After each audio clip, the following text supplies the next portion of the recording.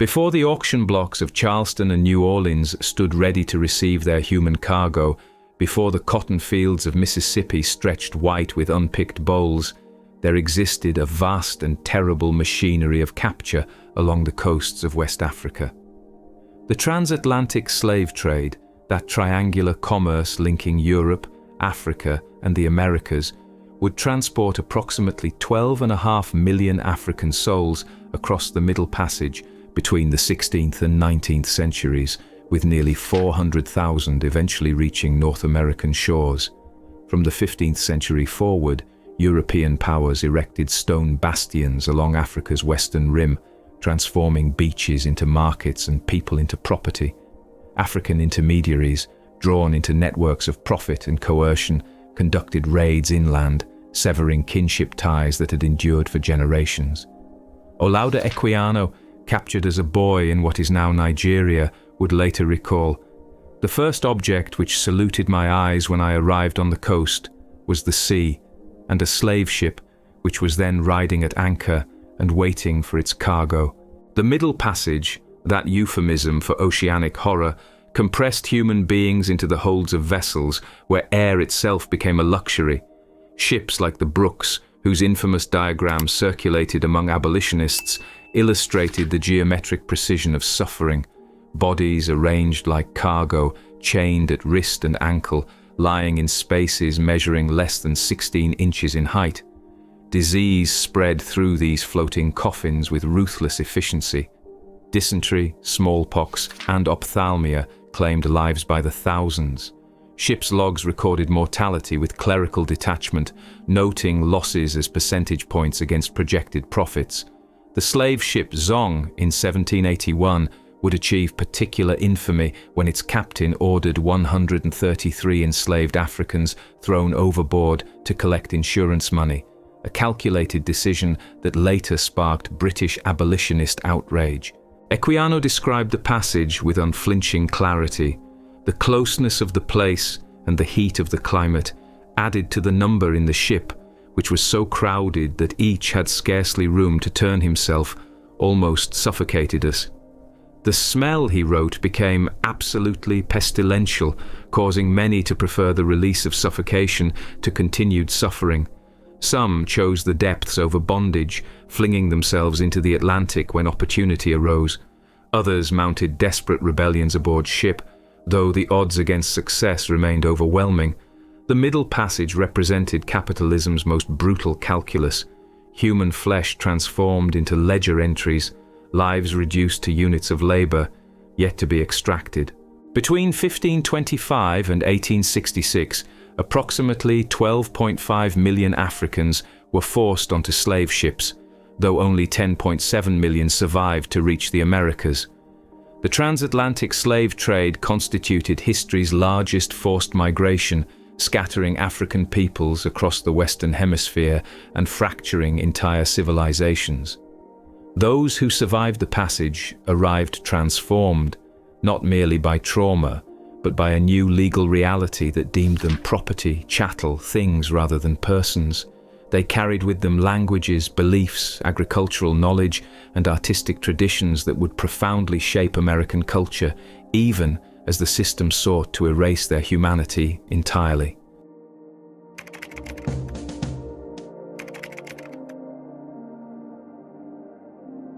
On American soil, slavery's legal architecture took shape gradually, transforming what began as various forms of bound labor into a race-based system of perpetual, hereditary enslavement. Virginia's colonial legislature crafted this transformation through successive statutes that stripped away legal protections and cemented black subjugation. The case of John Punch, an African servant who attempted escape in 1640, marked a crucial turning point. While his two white companions received extended terms of indenture as punishment, Punch was sentenced to servitude for life, the first known instance of lifetime enslavement imposed by a colonial court. By 1662, Virginia law established that children inherited their mother's status, ensuring slavery's reproduction through generations and incentivizing the exploitation of enslaved women's reproductive capacity. All children born in this country, the statute declared, shall be held bond or free only according to the condition of the mother. This legal innovation departed from English common law and created a self-perpetuating system where slavery expanded through birth rather than capture alone. The 1667 Virginia law further clarified that Christian baptism offered no path to freedom, severing the last potential link between religious conversion and manumission. The slave codes that proliferated across colonial America codified dehumanization into law. South Carolina's 1740 Negro Act, passed after the Stono Rebellion, represented comprehensive social control legislation. It prohibited enslaved people from growing their own food, assembling in groups, earning money, or learning to read. The law declared enslaved people to be absolute slaves and the objects of property in the hands of particular persons, explicitly defining human beings as things. Punishments for infractions included mutilation. If any slave shall run away and be gone from his or her master's or employer's service above 30 days, the code specified, such slave may be branded with the letter R on the right cheek. These legal frameworks spread throughout the South, creating variations on a common theme of surveillance and suppression. Slave patrols, armed white men authorized to stop, search, and discipline any black person found without proper documentation, became routine features of Southern life. Frederick Douglass would later describe how slaveholders have made it almost impossible for the slave to commit any crime, known either to the laws of God or to the laws of man. If he steals, he takes his own. If he kills his master, he imitates only the heroes of the Revolution. Yet even in these early centuries, resistance flickered. The Stono Rebellion of 1739 in South Carolina saw approximately 20 enslaved people seize weapons from a store, march toward Florida's Spanish territory, which promised freedom to runaways, and grow to a force of 60 before colonial militia crushed their bid for liberty. 25 whites and 35 to 50 black rebels perished in the rebellion and its aftermath. The colonial response, stricter codes, increased patrols, heightened terror, revealed slavery's essential fragility, its perpetual dependence on violence to maintain control.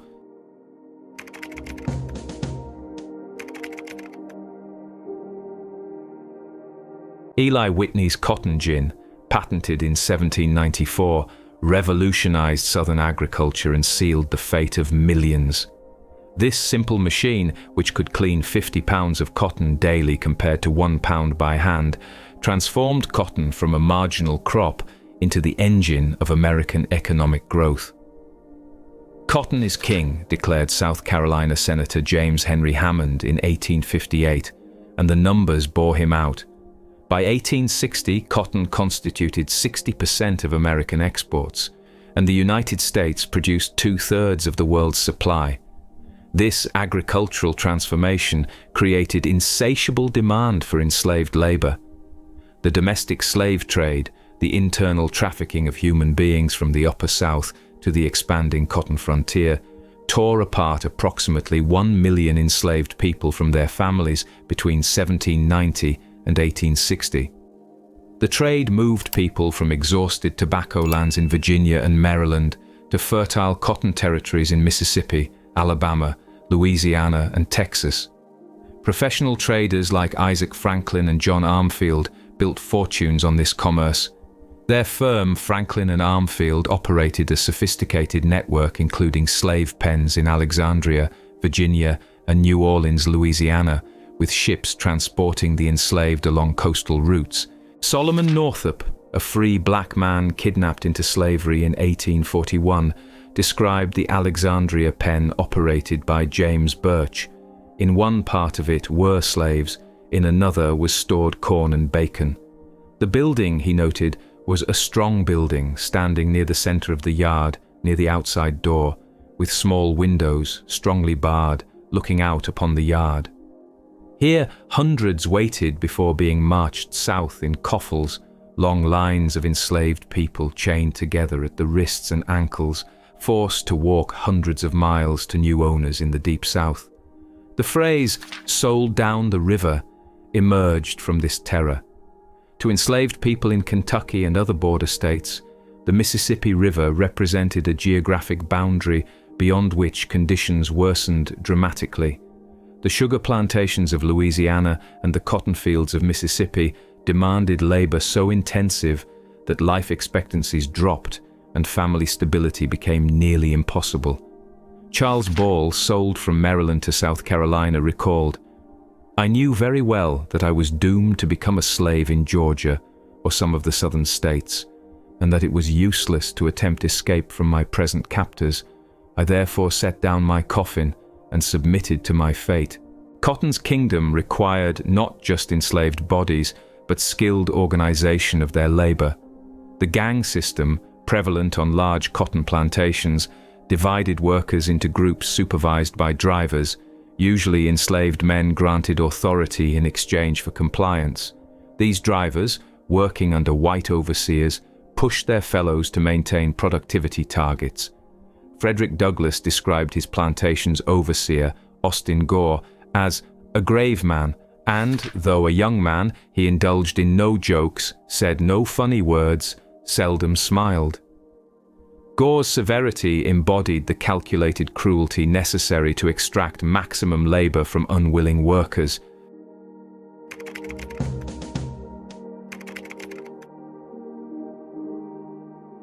New Orleans emerged as the epicenter of the domestic slave trade, its auction houses and showrooms processing thousands of enslaved people annually.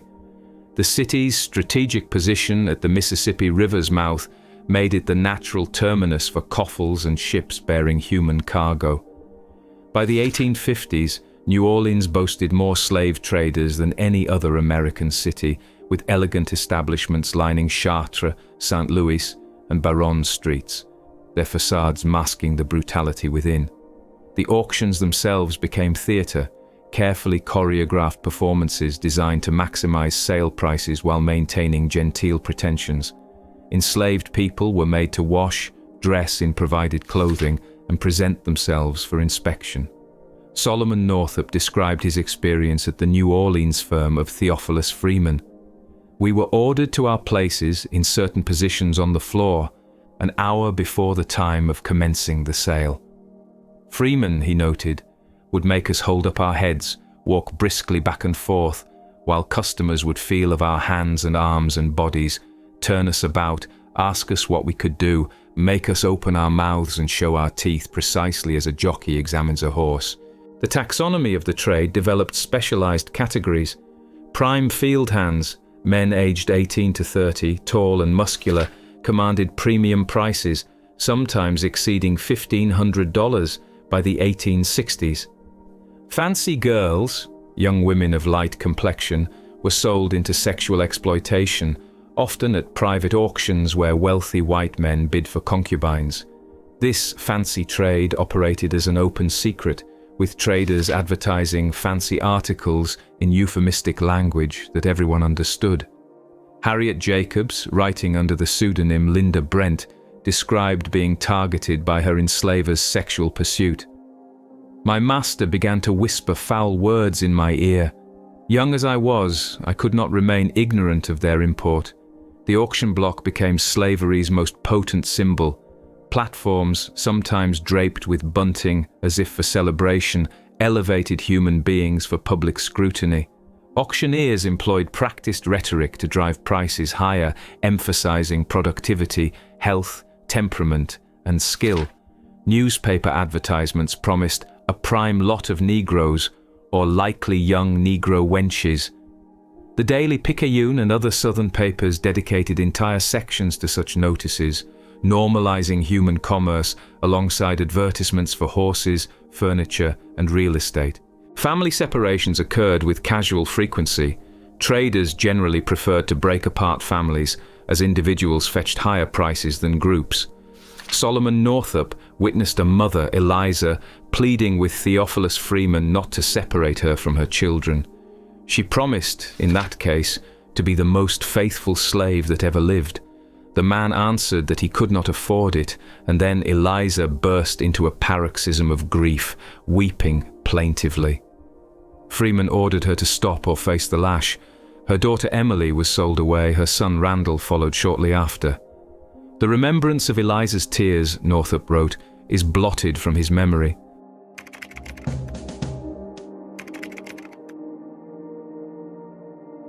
Behind the auction house's public facades lay a hidden architecture of confinement, the slave pens, jails, and holding facilities that formed the trade's circulatory system. In major port cities and market towns, these structures warehoused human merchandise awaiting sale or transport. Richmond, Virginia, housed the notorious Lumpkins Jail, a complex that included cells, a yard, and an auction site locally known as the Devil's Half Acre. Robert Lumpkin, the proprietor, managed his enterprise with businesslike efficiency, maintaining inventories, processing paperwork, and ensuring his stock remained presentable for buyers. Charles Ball described his confinement in a Washington slave pen. We were thrust into a large room, on the lower floor of which was a number of strong iron chains fastened to rings in the floor.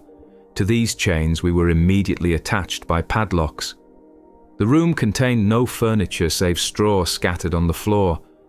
Guards monitored entrances, preventing escape and limiting contact with the outside world.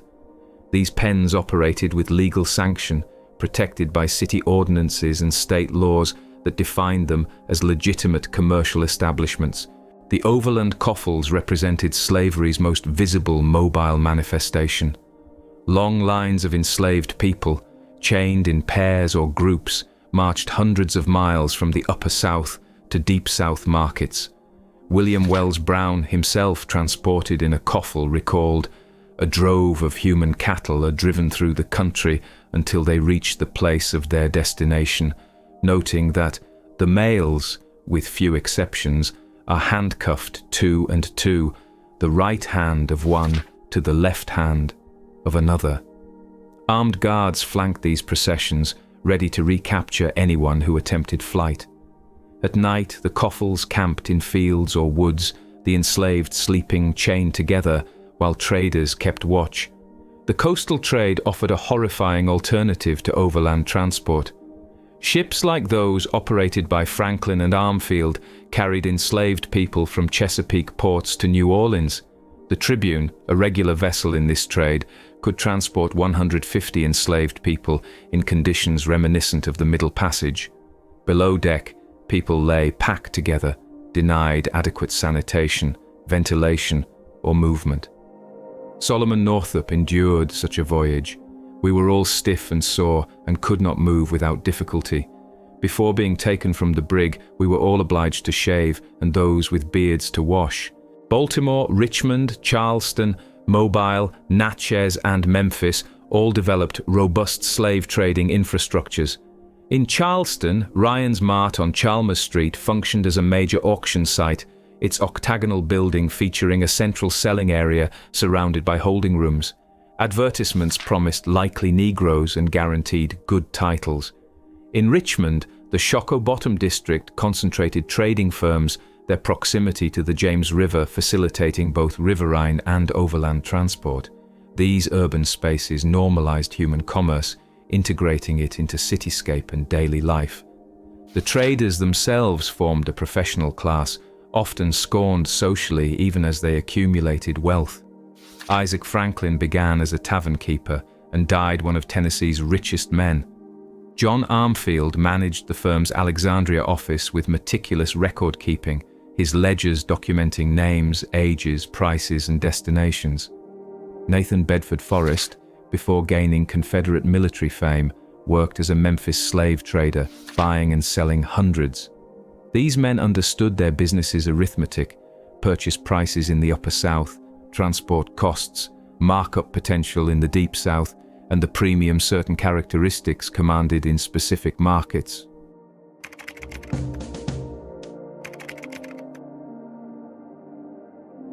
The plantation, slavery's primary production unit, organized space and time according to extraction's logic.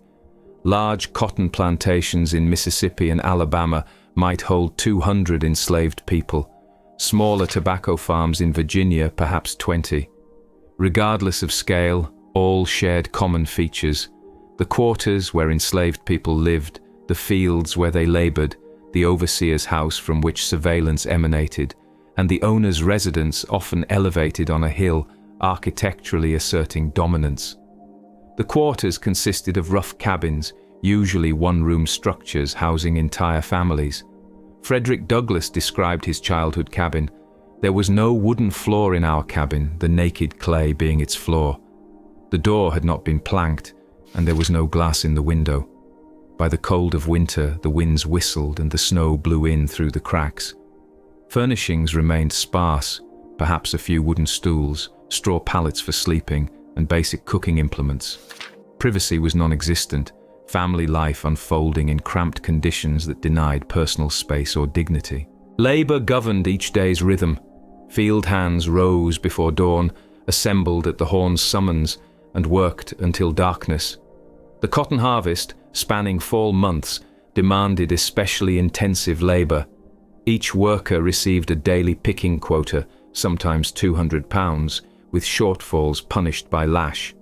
Solomon Northup, forced to work Louisiana cotton fields, described the regime.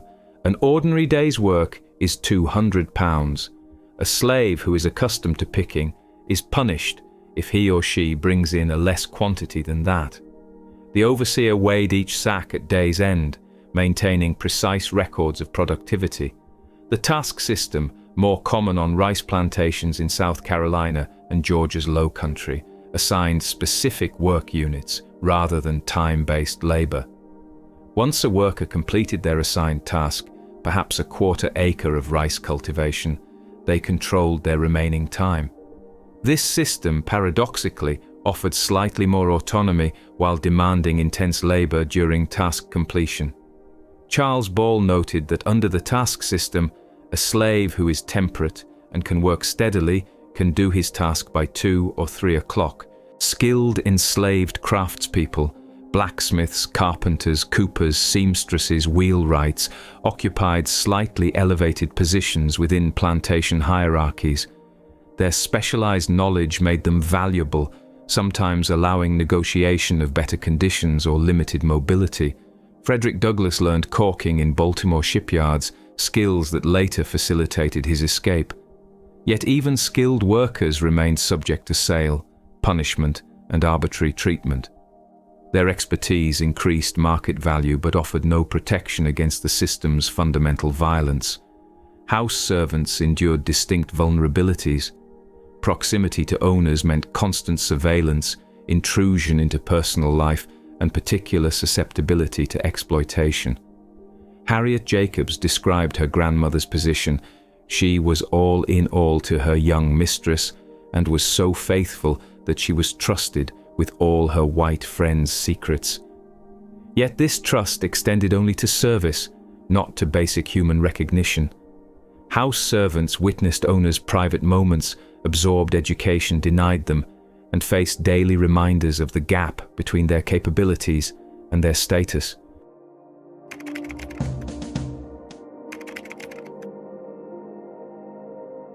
Violence formed slavery's essential grammar, the language through which the system communicated and maintained itself.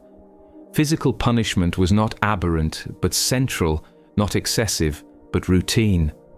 Frederick Douglass witnessed his Aunt Hester's whipping, an experience that haunted him lifelong.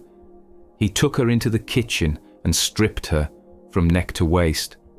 After crossing her hands, he tied them with a strong rope and led her to a stool under a large hook in the joist, put in for the purpose.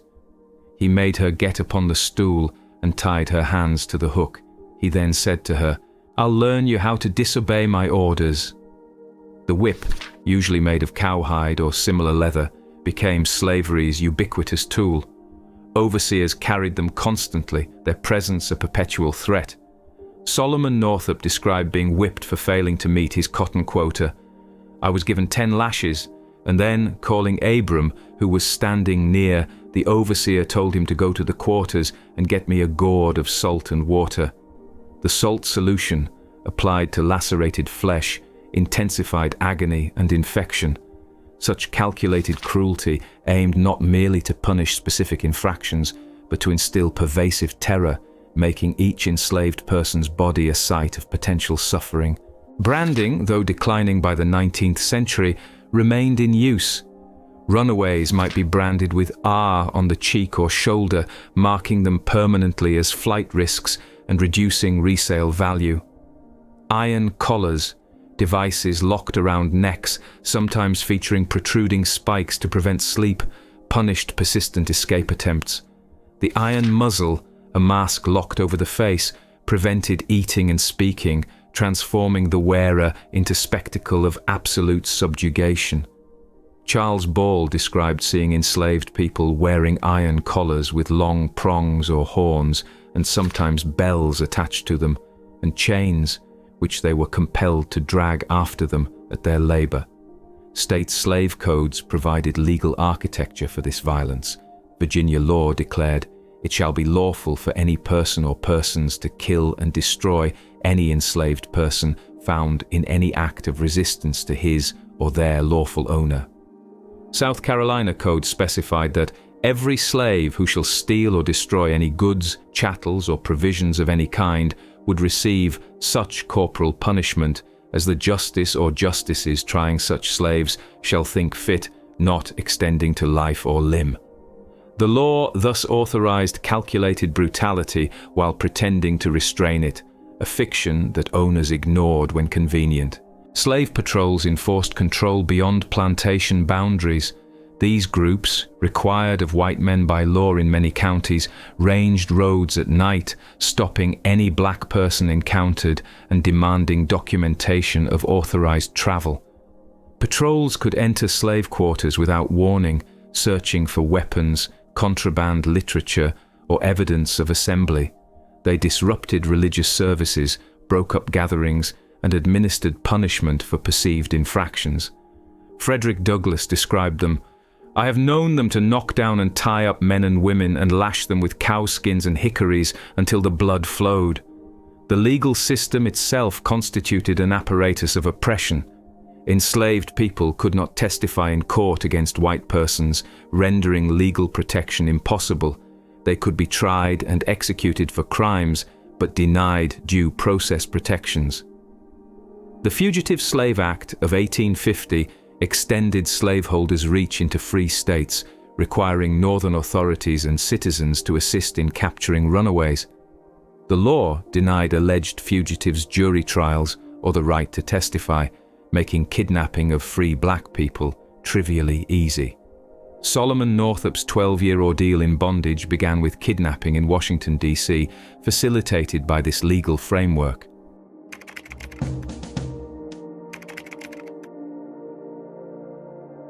Resistance manifested across a spectrum from quiet refusal to armed rebellion. Enslaved people developed sophisticated forms of covert resistance, working slowly, feigning illness, damaging tools, spoiling crops. These actions, difficult to prove intentional, allowed assertion of will while minimizing punishment risk. Frederick Douglass explained, "I never found a slave who had not a keen sense of justice. They learned to regard slavery as a robbery and slaveholders as the robbers." Escape represented more overt resistance, though success remained rare and perilous. Henry Box Brown achieved legendary status by having himself shipped in a wooden crate from Richmond to Philadelphia in 1849. He spent 27 hours in a 3-foot box, enduring heat, thirst, and multiple instances of the crate being turned upside down. Upon arrival, he emerged singing. Ellen and William Craft executed an audacious escape in 1848. Ellen, light-skinned, disguised herself as a white male slaveholder, while William posed as his servant. They traveled openly by train and steamboat from Georgia to Philadelphia, their boldness making the ruse credible.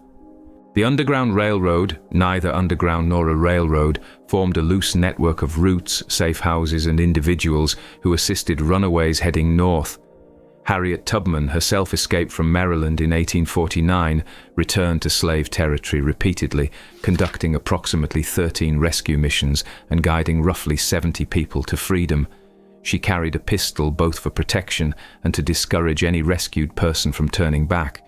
Discovery of the network would endanger all. "I never ran my train off the track," she declared, "and I never lost a passenger." William Still, a free black man in Philadelphia, coordinated Underground Railroad activities and meticulously documented hundreds of cases, preserving names, origins, and escape narratives. His records revealed the network's scope and the courage required for participation. Levi Coffin, a Quaker in Indiana, reportedly assisted more than 3,000 fugitives. Thomas Garrett in Delaware aided hundreds, continuing despite being sued by a slaveholder and losing his property. These individuals risked legal consequences, financial ruin, and sometimes violence. Armed resistance represented the most dangerous form of defiance. Nat Turner's 1831 rebellion in Southampton County, Virginia, shocked the South profoundly. Turner, an enslaved preacher, led a group that moved from farm to farm over 2 days, resulting in the demise of approximately 60 white people. The rebellion was ultimately suppressed, and Turner and others faced execution. The retribution extended far beyond participants. Virginia militia and white mobs took the lives of more than 100 enslaved and free black people. Afterward, Virginia debated emancipation, briefly, before instead tightening restrictions, prohibiting teaching enslaved people to read, and curtailing free black people's rights. Gabriel Prosser in 1800 and Denmark Vesey in 1822 planned large-scale uprisings that were betrayed before execution. Both faced execution along with numerous alleged conspirators, their trials marked by dubious testimony and forced confessions. Yet these conspiracies, whether fully formed or partially fabricated by paranoid authorities, revealed slavery's unstable foundation. The very need for such pervasive surveillance and violence demonstrated that enslaved people never accepted their condition, that resistance smoldered constantly beneath apparent compliance.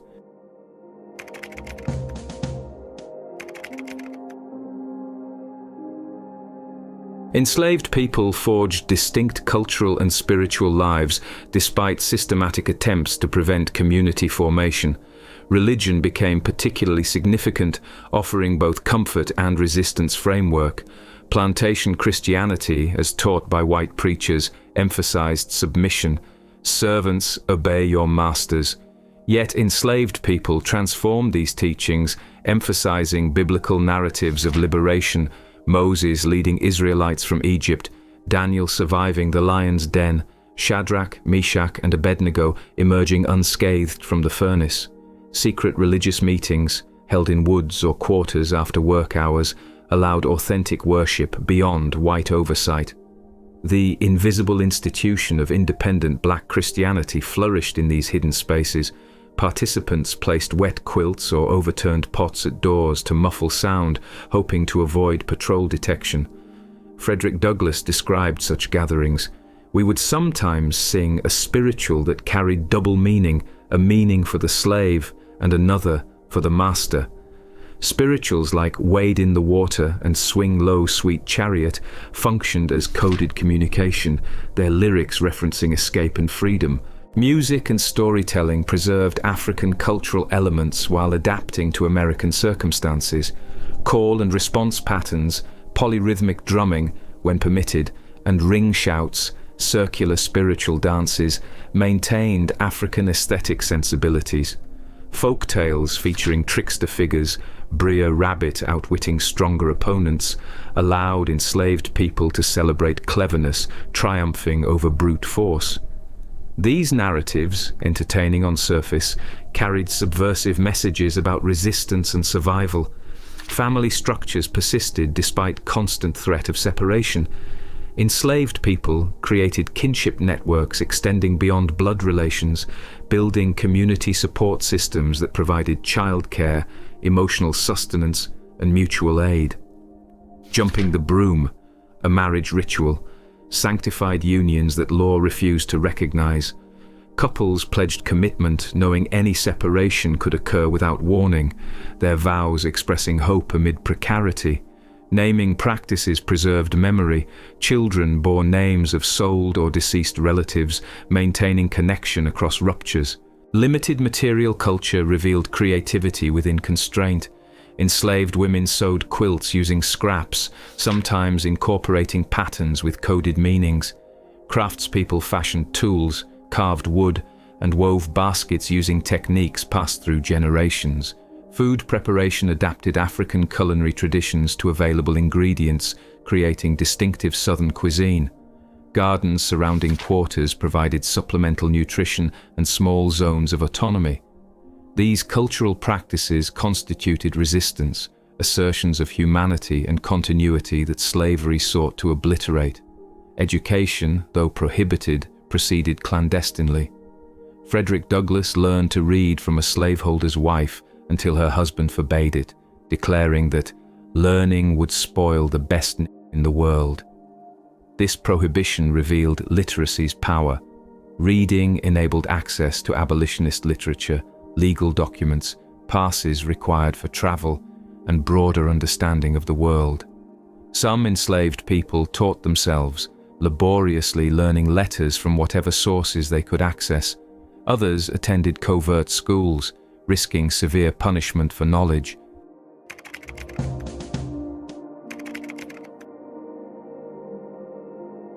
Opposition to slavery emerged gradually, evolving from isolated moral objections into organized political movement. Early abolitionists included Quakers, whose religious principles rejected human bondage. Benjamin Lay, an 18th century Quaker, performed dramatic protests. Once, he brought a hollowed-out Bible filled with red liquid to a Quaker meeting and splattered it on slaveholders, declaring, "Thus shall God shed the blood of those persons who enslave their fellow creatures." The Second Great Awakening's religious fervor energized 19th century abolitionism. William Lloyd Garrison, whose newspaper, The Liberator, commenced publication in 1831, demanded immediate emancipation without compensation to slaveholders. His first editorial declared, "I will be as harsh as truth and as uncompromising as justice." On this subject, I do not wish to think or speak or write with moderation. I am in earnest. I will not equivocate. I will not excuse. I will not retreat a single inch, and I will be heard. Garrison burned copies of the Constitution, which he called a covenant with death and an agreement with hell, for its protections of slavery. Frederick Douglass emerged as abolitionism's most powerful black voice. His 1845 narrative became an international bestseller, its eloquence refuting claims of black intellectual inferiority. Douglass lectured throughout the North and in Britain, his first-hand testimony compelling. "You have seen how a man was made a slave," he wrote. "You shall see how a slave was made a man." He broke with Garrison over political strategy, advocating engagement with political institutions rather than rejection of a corrupted system. Douglass's newspaper, the North Star, took its name from the celestial guide that runaways followed toward freedom. Women played crucial roles despite exclusion from formal political participation. The Grimke sisters, Sarah and Angelina, raised in a South Carolina slaveholding family, became fierce abolitionists and women's rights advocates. Sojourner Truth, born into slavery in New York, traveled and preached after gaining freedom, her famous "Ain't I a Woman?" speech challenging both racial and gender discrimination. Harriet Beecher Stowe's Uncle Tom's Cabin, published in 1852, reached enormous audiences. Though sentimentalized and problematic in its depictions, the novel shifted Northern public opinion and drew international attention to slavery's cruelty. Black abolitionists formed independent organizations, recognizing that white-led groups often marginalized African American voices.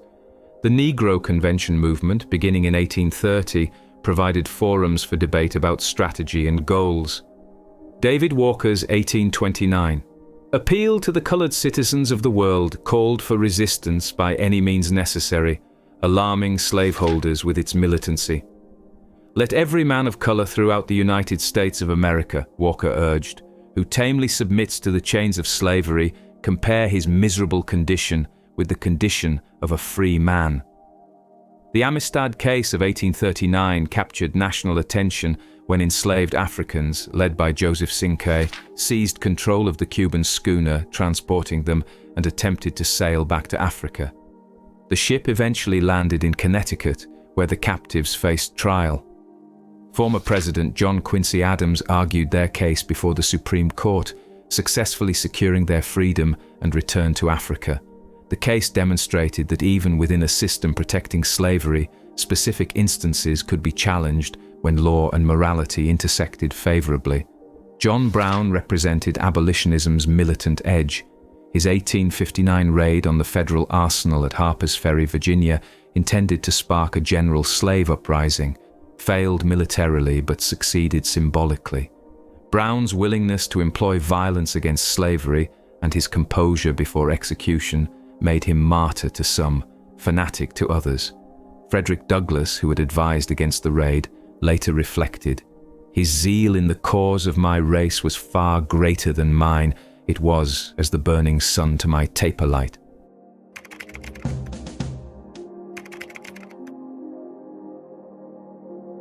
The Civil War transformed slavery from political controversy into existential crisis. Abraham Lincoln's Emancipation Proclamation, issued January 1, 1863, declared enslaved people in rebelling states forever free. The proclamation's limitations, it exempted Union-controlled areas, revealed pragmatic calculation, yet its symbolic power proved immense. Enslaved people had already been self-emancipating, fleeing to Union lines throughout the war. The proclamation legitimized their freedom and authorized black military service. Nearly 200,000 black men served in Union forces, their participation accelerating slavery's destruction. Freedom arrived irregularly, its pace determined by Union military advance. In Texas, the war's end came unacknowledged until June 19, 1865, when General Gordon Granger arrived in Galveston proclaiming liberation. This date, Juneteenth, became a freedom celebration, observed annually by black communities. The moment's joy mingled with uncertainty. Freedom meant possibility, but also vulnerability. Formerly enslaved people faced reuniting scattered families, establishing economic independence, and navigating a hostile social order that resisted their citizenship. The 13th Amendment, ratified December 1865, abolished slavery throughout the nation, except as punishment for crime, a loophole that would enable convict leasing and mass incarceration's racial disparities. Reconstruction briefly promised transformation. The 14th Amendment granted citizenship. The 15th extended voting rights to black men. Black political participation flourished. Men like Hiram Revels and Blanche K. Bruce served in the U.S. Senate, while hundreds held state and local offices. Freedmen's schools educated those denied literacy, and land distribution seemed possible. Yet this promise collapsed. White Southern resistance, through violence, legislation, and economic coercion, dismantled Reconstruction's gains. The Compromise of 1877 withdrew federal troops, abandoning black Southerners to state control. Convict leasing enslaved thousands under legal pretexts. Sharecropping trapped families in debt peonage, reproducing plantation labor relations without formal ownership. Jim Crow laws imposed segregation, disenfranchisement, and subordination. Lynching terrorized communities, with thousands subjected to extrajudicial execution between 1877 and 1950. Slavery's legacy persisted through generations. The wealth gap between black and white Americans traces directly to slavery's unpaid labor and Reconstruction's failure to redistribute land. Housing discrimination, employment barriers, and educational inequities reinforced disadvantage.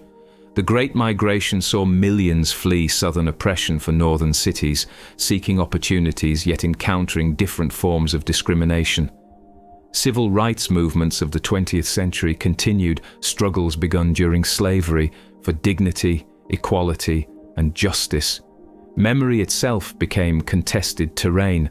Confederate monuments erected during Jim Crow celebrated slaveholders and obscured slavery's violence. Lost cause mythology romanticized the antebellum South, erasing enslaved people's suffering. Only gradually did public history shift, incorporating enslaved people's perspectives through preserved narratives, archaeological excavations, and descendant testimony. Museums like the National Museum of African American History and Culture and the Whitney Plantation Museum in Louisiana center enslaved people's experiences, making visible what was long suppressed. The auction block endures as symbol of commodification, separation, and dehumanization, but also of survival, resistance, and the human capacity to endure unspeakable injustice while maintaining dignity and hope. The formerly enslaved and their descendants built communities, institutions, and movements that transformed America. Their stories, preserved through narrative, testimony, and memory, demand recognition not merely as tragedy, but as testament to resilience, creativity, and the enduring struggle for freedom and human recognition in a nation still reckoning with slavery's profound and lasting consequences.